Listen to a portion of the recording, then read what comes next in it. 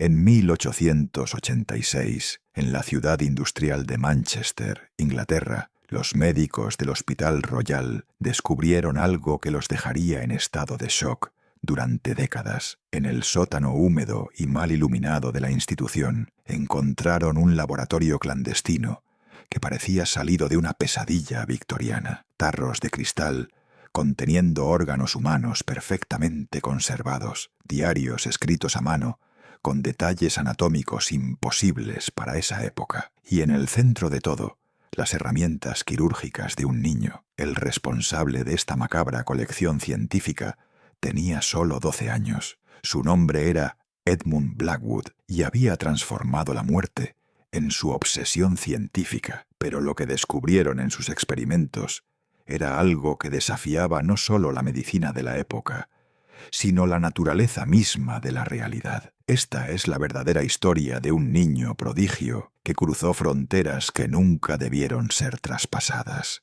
Una historia que los archivos médicos británicos intentaron enterrar durante más de un siglo. Para entender la magnitud de lo que Edmund Blackwood logró, primero debemos sumergirnos en el contexto de la Inglaterra victoriana de 1880. Era una época de profundas contradicciones. Mientras la revolución industrial transformaba la sociedad a un ritmo vertiginoso, la medicina todavía daba sus primeros pasos en descubrimientos fundamentales. La teoría de los gérmenes de Louis Pasteur apenas comenzaba a ser aceptada. Los médicos aún no entendían completamente la importancia de la esterilización, y la anestesia, aunque ya descubierta, se usaba con extrema cautela debido a sus riesgos mortales. En este escenario, Manchester destacaba como uno de los centros industriales más importantes de Inglaterra. La ciudad bullía con fábricas textiles, pero también era un caldo de cultivo de enfermedades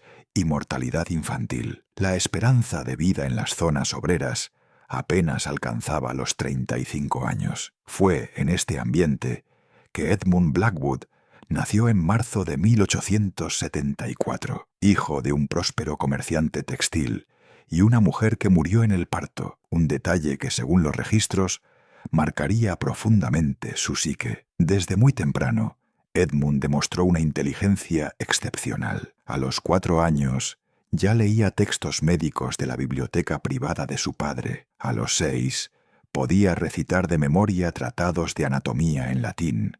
Pero había algo inquietante en su precocidad. Los sirvientes de la mansión Blackwood relataron en sus memorias, descubiertas recién en 1987, que el niño pasaba horas observando animales muertos en el jardín, no con la curiosidad típica de un niño, sino con la metodología fría de un científico. El primer indicio real de que Edmund estaba realizando experimentos surgió en el invierno de 1884, cuando tenía solo 10 años. El jardinero de la familia, un hombre llamado Thomas Whitmore, encontró algo perturbador en el granero abandonado en la parte trasera de la propiedad. Según el informe que Whitmore hizo a la policía local, un documento que solo salió a la luz en 1923, descubrió una mesa improvisada con instrumentos quirúrgicos rudimentarios. Sobre la mesa,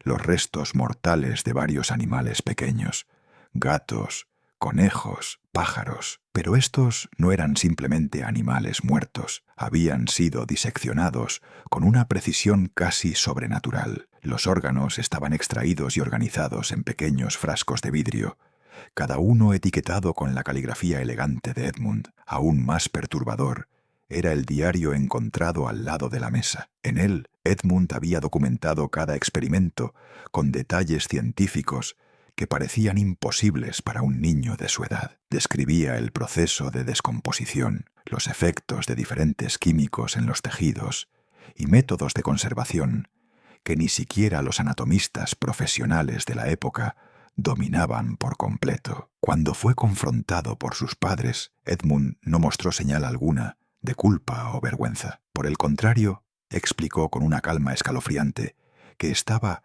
estudiando los mecanismos de la transición vital, usando un término que él mismo había creado. El doctor Aldrich Pitton, el médico de la familia, fue llamado para examinar al niño. En sus notas personales, descubiertas décadas después, Pitton describió a Edmund como una mente brillante, aprisionada en un cuerpo de niño, pero con una curiosidad por la muerte que raya en lo mórbido. Lo más preocupante era que Edmund había desarrollado sus propias teorías sobre lo que él llamaba energía vital. Según sus apuntes, creía que existía una fuerza medible que abandonaba el cuerpo en el momento de la muerte y que esta fuerza podía ser capturada y estudiada. Fue entonces que el doctor Pitton cometió el error que lo cambiaría todo. En lugar de buscar ayuda psiquiátrica para Edmund, decidió nutrir su genio precoz. Pitton comenzó a proveer al niño de libros médicos avanzados e incluso lo invitó a observar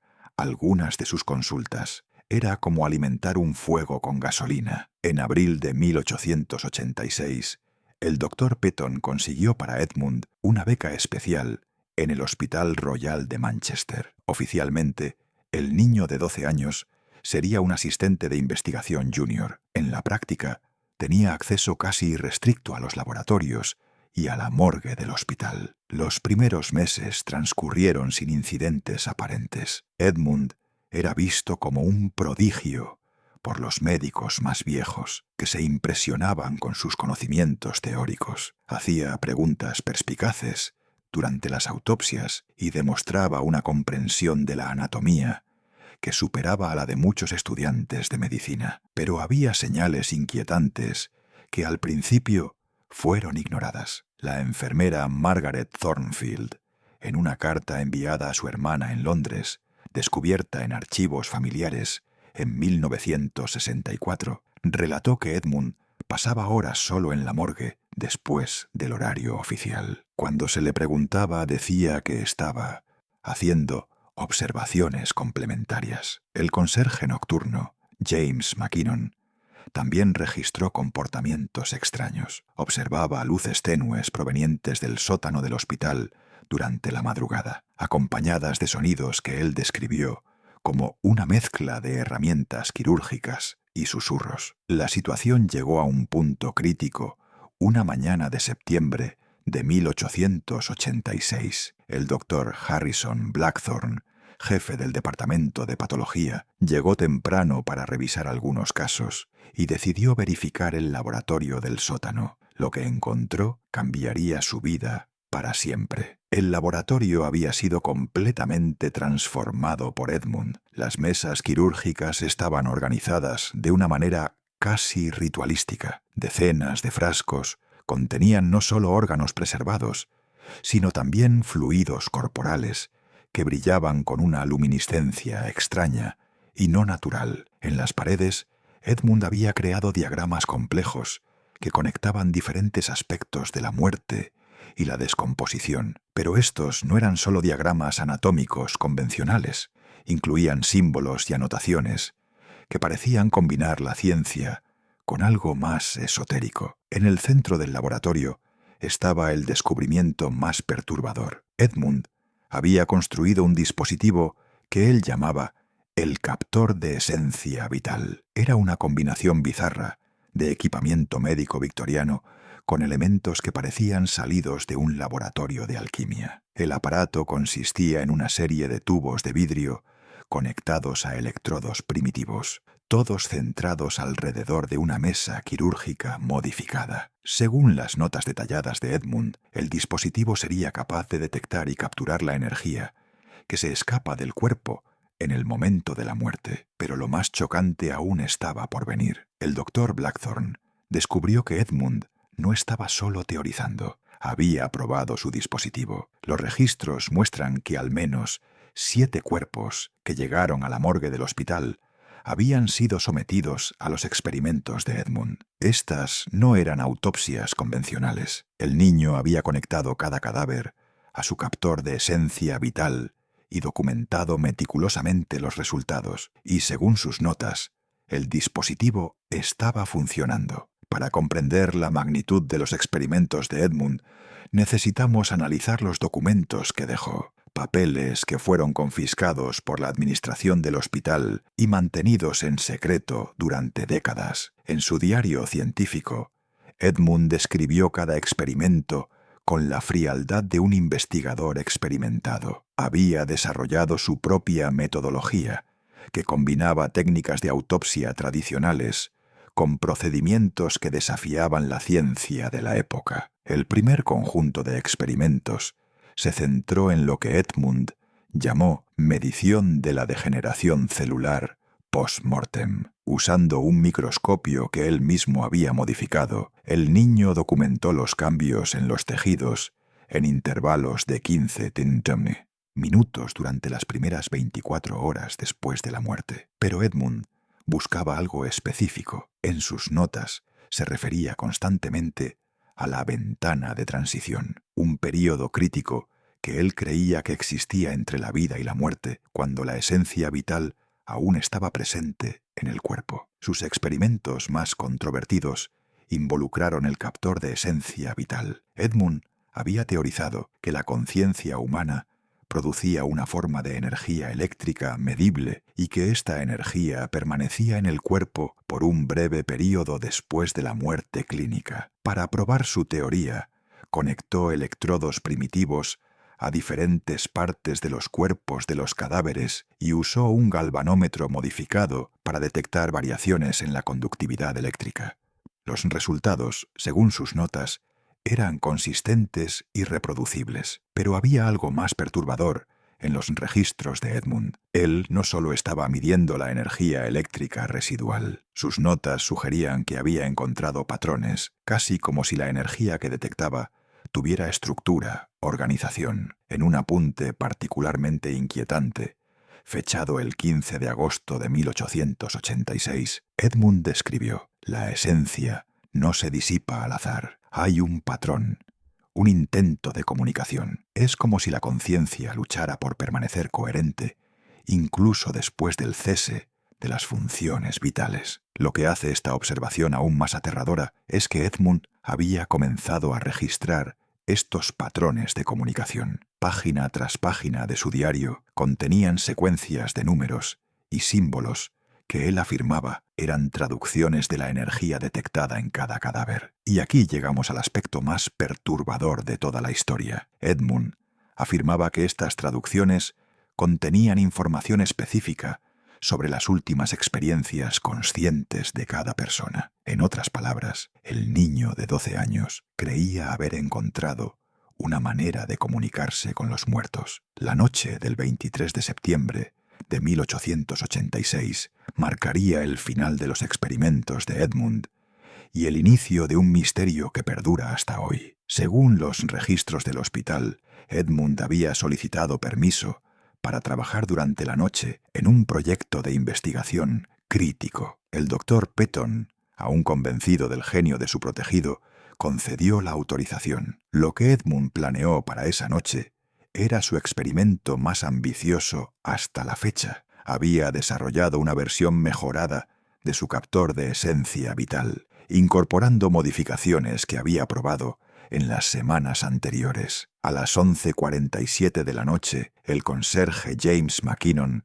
hacía sus rondas habituales por los pasillos del hospital. Más tarde, relataría haber visto luces brillantes e inusuales provenientes del laboratorio del sótano, acompañadas de sonidos que él describió como un zumbido eléctrico intenso, casi musical. McKinnon más tarde admitió que sintió curiosidad, pero decidió no investigar. El niño siempre estaba haciendo experimentos extraños, declaró años después. Pensé que era solo otro de sus proyectos científicos. Esta fue la última vez que alguien vio a Edmund Blackwood con vida. A la mañana siguiente, cuando el doctor Blackthorne llegó al hospital, encontró la puerta del laboratorio cerrada por dentro. Llamaron a un cerrajero para abrirla, y lo que descubrieron los dejó en estado de shock. El laboratorio estaba en completo desorden. Mesas volcadas, frascos rotos, equipamiento esparcido por el suelo. En el centro de la sala,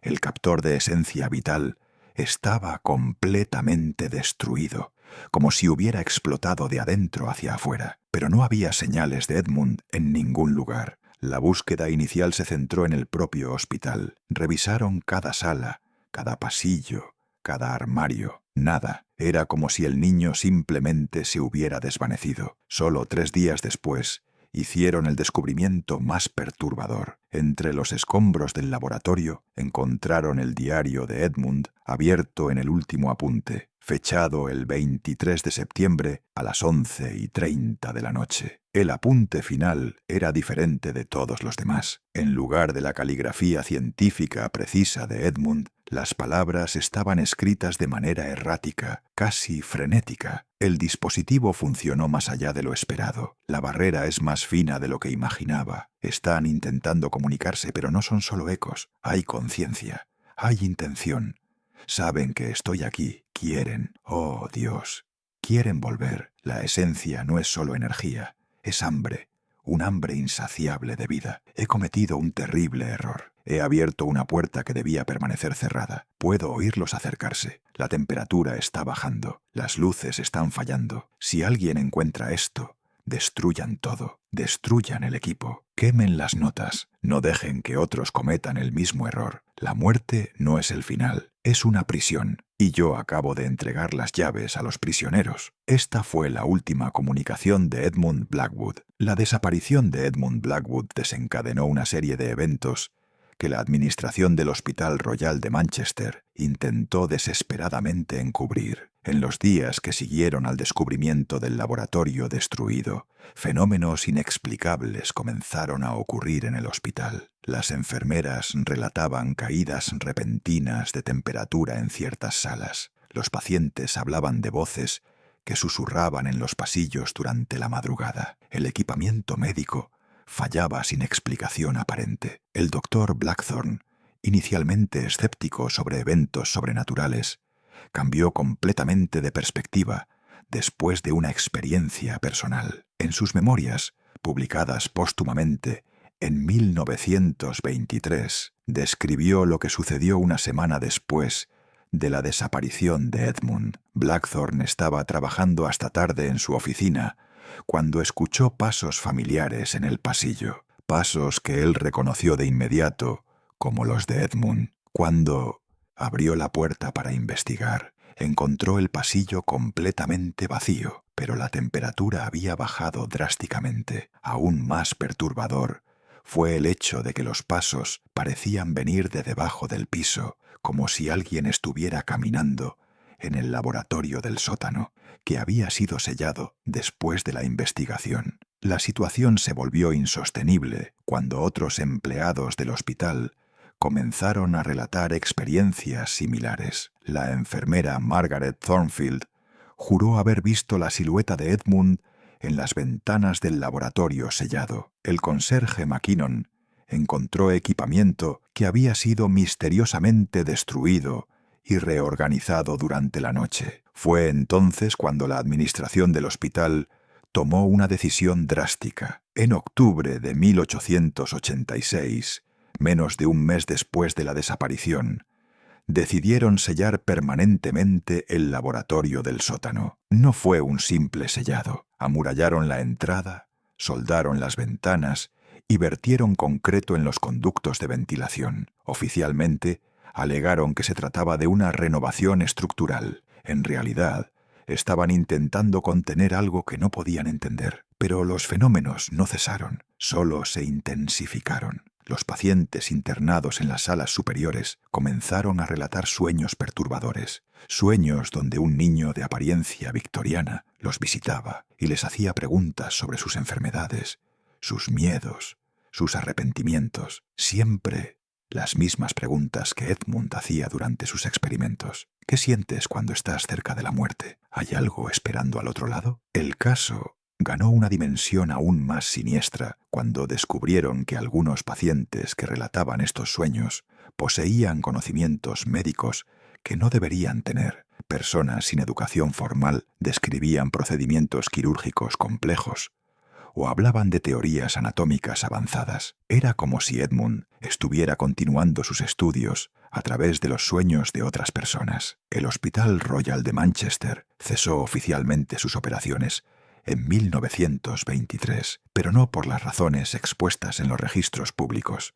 La versión oficial hablaba de obsolescencia de las instalaciones y necesidad de modernización. La realidad era mucho más perturbadora. Durante los 37 años que siguieron a la desaparición de Edmund, el hospital fue escenario de una serie de eventos inexplicables que poco a poco hicieron sus operaciones insostenibles. En 1892, 6 años después de los eventos, el Dr. Petton, el mentor original de Edmund, sufrió un colapso nervioso completo antes de ser internado en una institución psiquiátrica. Escribió una serie de cartas confesionales que fueron descubiertas recién en 1967. En estas cartas, Petton admitió que había continuado secretamente la investigación de Edmund, obsesionado con la posibilidad de que el niño realmente hubiera descubierto algo revolucionario.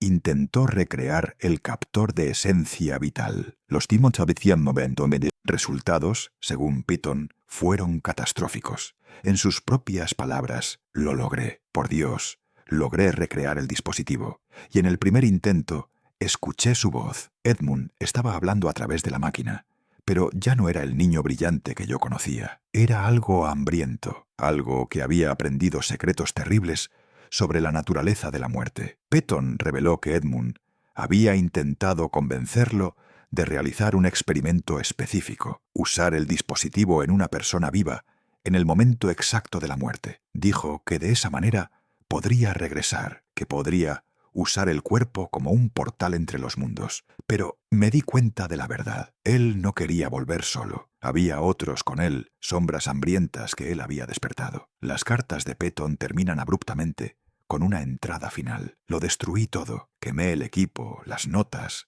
todo. Pero es demasiado tarde. La puerta fue abierta y no puede ser cerrada. Saben que estamos aquí. Saben que somos vulnerables. Edmund fue solo el primero. Habrá otros. 3 días después de escribir esta última carta, el Dr. Petton fue encontrado muerto en su celda en la institución psiquiátrica. La causa oficial de la muerte fue paro cardíaco, pero el informe médico mencionaba detalles perturbadores. El cuerpo estaba en un estado de descomposición demasiado avanzado para el tiempo transcurrido, y la temperatura corporal era anormalmente baja, como si hubiera muerto mucho más tiempo atrás de lo que la evidencia indicaba. Los eventos en el Hospital Royal continuaron a lo largo de las siguientes décadas. En 1908, un misterioso incendio destruyó un ala entera del edificio, exactamente el ala que estaba directamente encima del laboratorio sellado de Edmund. Las investigaciones nunca lograron determinar la causa del incendio. En 1915, durante la Primera Guerra Mundial, cuando el hospital fue temporalmente convertido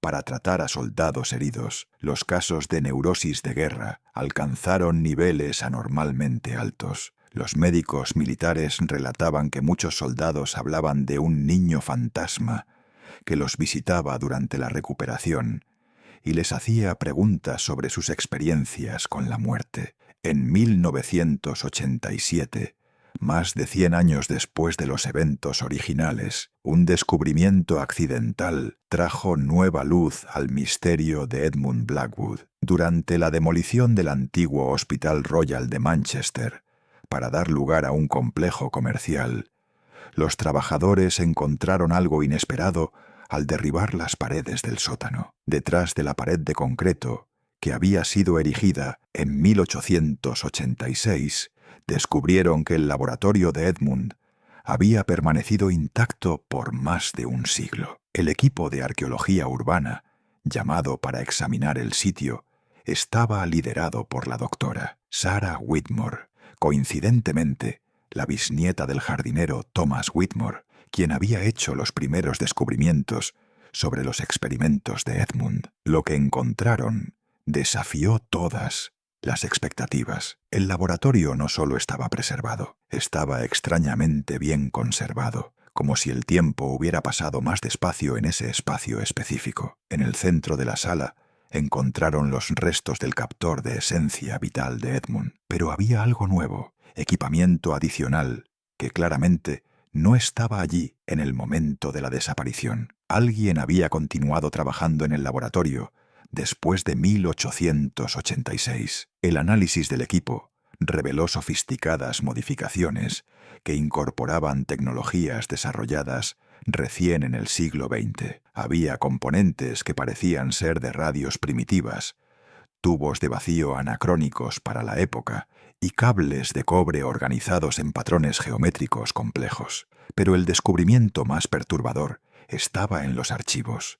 Montones de documentos manuscritos con la caligrafía inconfundible de Edmund, pero fechados décadas después de su desaparición. Cartas fechadas en 1901, 1923, 1955 e incluso una de 1978. El contenido de estas cartas revelaba que Edmund, o algo que afirmaba ser Edmund, había continuado sus experimentos a lo largo del siglo. Las cartas describían avances en su comprensión de la esencia vital y métodos cada vez más sofisticados de comunicación, con lo que él llamaba el reino intermedio. Una carta particularmente inquietante, fechada en 1965, contenía instrucciones detalladas para la construcción de una versión modernizada del captor de esencia vital, incorporando tecnologías electrónicas avanzadas. Edmund escribió: «La evolución de la ciencia humana finalmente ha alcanzado mis necesidades.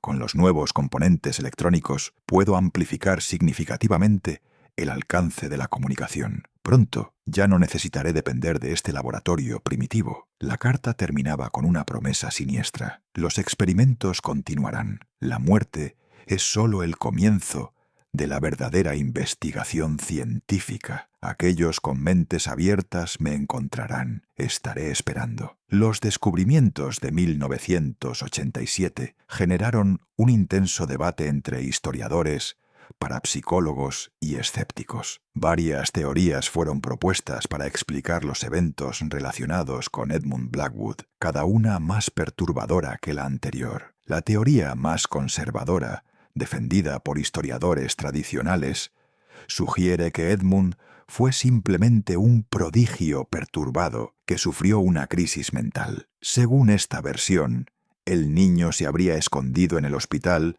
después de destruir su laboratorio y finalmente murió de causas naturales. Las cartas posteriores serían falsificaciones creadas por alguien familiarizado con su caligrafía.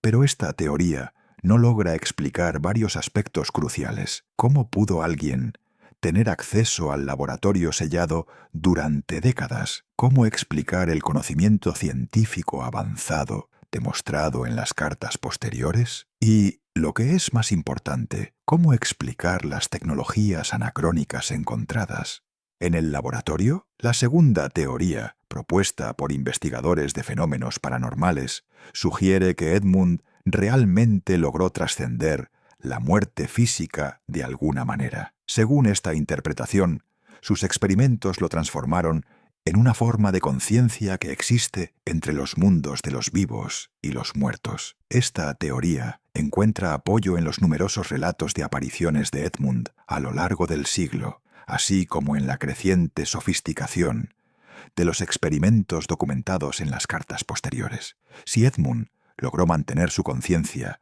después de la muerte, habría tenido décadas para perfeccionar sus teorías y métodos. La tercera teoría es la más inquietante de todas, propuesta por la propia doctora Sarah Whitmore, después de años estudiando el caso. Ella sugiere que Edmund no trascendió la muerte, la rompió. Según Whitmore, los experimentos de Edmund pueden haber creado una ruptura en la barrera entre la vida y la muerte, permitiendo que las conciencias de los muertos influyan en el mundo físico. Edmund sería no solo un superviviente de este proceso, sino su principal arquitecto, usando la ruptura para realizar experimentos cada vez más ambiciosos. Esta teoría explicaría por qué los fenómenos paranormales asociados a Edmund no se limitaron al Hospital Royal de Manchester. A lo largo del siglo XX surgieron relatos esporádicos, pero consistentes, de visitaciones científicas en hospitales e instituciones médicas alrededor del mundo. Siempre seguían el mismo patrón. Un niño de apariencia victoriana aparecía a investigadores que trabajaban con temas relacionados a la muerte y la conciencia. Él ofrecía conocimiento avanzado a cambio de ayuda para sus experimentos continuos. Varios científicos famosos del siglo XX, incluidos algunos que prefirieron permanecer en el anonimato, relataron en privado encuentros con esta figura. Algunos admitieron haber colaborado con la investigación, siempre con resultados que ellos describieron como revolucionarios y aterradores. El caso de Edmund Blackwood no terminó con los descubrimientos de 1987. De hecho, estos descubrimientos pueden haber sido solo el inicio de un nuevo capítulo en la historia. En los años que siguieron a la apertura del laboratorio, los relatos de fenómenos similares comenzaron a surgir en varias partes del mundo. Investigadores independientes documentaron apariciones de Edmund en laboratorios de investigación médica en Boston, Tokio, Berlín y Sao Paulo. Todos los relatos compartían similitudes inquietantes. Científicos trabajando en investigaciones de conciencia, estudios de experiencia cercana a la muerte o tecnología médica avanzada recibían visitas nocturnas de un niño que afirmaba ser Edmund Blackwood. Él ofrecía conocimiento revolucionario sobre la naturaleza de la conciencia y la muerte a cambio de asistencia en la construcción de versiones modernas de sus dispositivos originales. Algunos investigadores que aceptaron colaborar relataron avances extraordinarios en sus trabajos, pero a un costo terrible. Describieron haber experimentado lo que ellos llamaron sangrado de conciencia, momentos en los que podían percibir los pensamientos y experiencias de personas ya fallecidas. El doctor Michael Harrison, de la Universidad de Boston, uno de los pocos en hablar públicamente sobre su encuentro, describió la experiencia. Edmund me mostró técnicas para detectar la actividad cerebral que persiste después de la muerte clínica. Las implicaciones eran revolucionarias, pero el costo psicológico fue insoportable. Comencé a escuchar voces de pacientes que habían muerto en nuestro hospital. Tuve que abandonar la investigación para preservar mi cordura. En 2019, un incidente perturbador en el Hospital General de Tokio trajo el caso de nuevo a los reflectores. Las cámaras de seguridad capturaron imágenes de una figura que coincidía con la descripción de Edmund, caminando por los pasillos del hospital a las 3 de la mañana. La figura parecía dirigirse hacia el laboratorio de neurología experimental. A la mañana siguiente,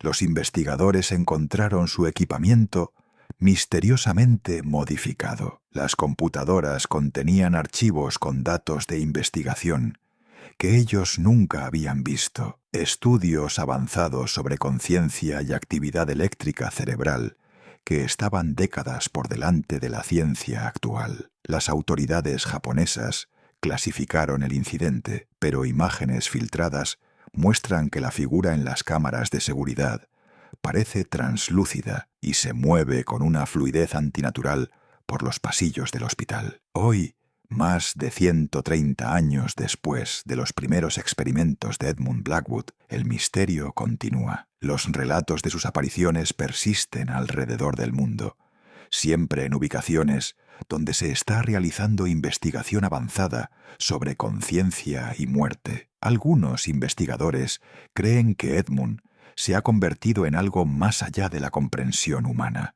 una conciencia que existe en el espacio entre la vida y la muerte, continuando sus experimentos a una escala cada vez más global. Otros sugieren que él nunca murió del todo, sino que encontró una manera de existir simultáneamente en múltiples dimensiones de la realidad. Lo que sabemos con certeza es esto. Edmund Blackwood abrió una puerta en 1886 que tal vez nunca se cierre. Su obsesión por entender la muerte lo transformó en algo que trasciende nuestra comprensión convencional de la existencia. El niño que estudió la muerte como ciencia puede haber descubierto que la muerte misma es solo otra forma de laboratorio, uno donde los experimentos nunca terminan y los sujetos son toda la humanidad. Y si los relatos son verdaderos, él sigue conduciendo su investigación esperando a la próxima mente brillante, lo suficientemente curiosa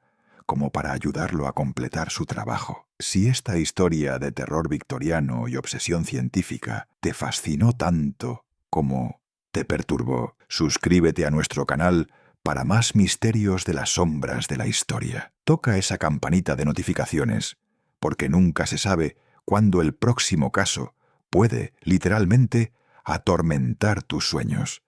Hasta la próxima, recuerda, algunas puertas, una vez abiertas, nunca pueden ser cerradas.